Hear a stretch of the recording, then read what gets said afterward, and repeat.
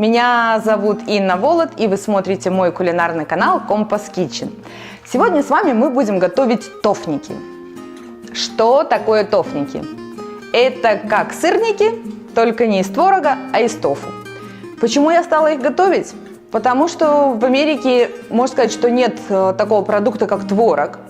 Он, конечно же, есть, но это производители либо польские, либо литовские, и его очень ограниченное количество на полках. Ну, то есть там пару наименований. Ну, еще амиши готовят.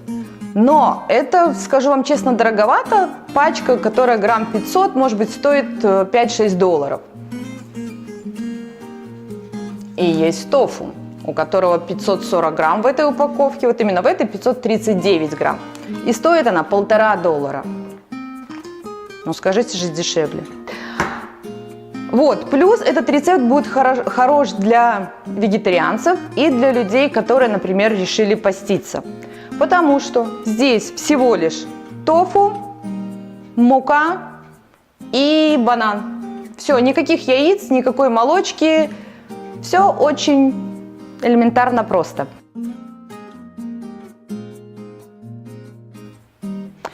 Ну, в общем, все, да, у нас мои любимые 3 ингредиента. Наверное, соль и корицу добавляйте по вкусу. Сахар не нужен. У нас сладкий банан. Все, давайте быстренько готовить полезные тофники. Та-дам! Так что же нам понадобится для наших тофников? Это 1 банан и 250 граммов тофу.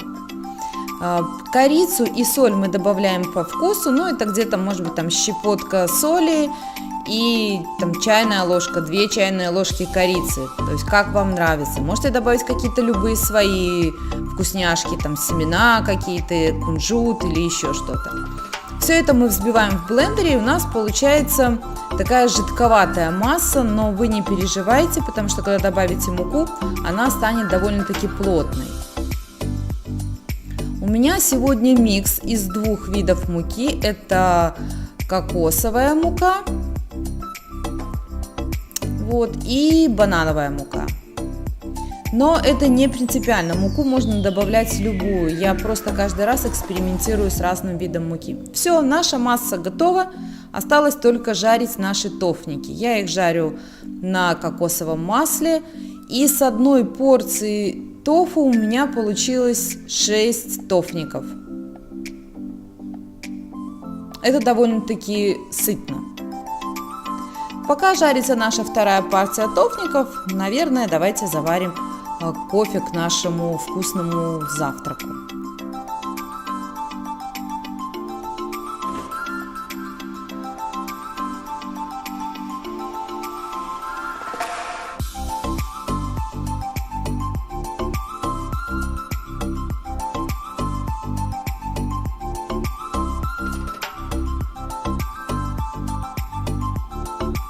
Ну а теперь можно приступить к украшению блюда. То есть, конечно, их можно просто набросать и скушать, или просто взять в руку и побежать уже на работу и кушать по дороге.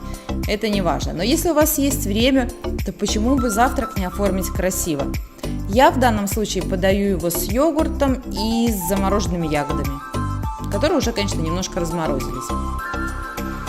И, конечно же, для красоты нужно обязательно посыпать эту снежную пыль.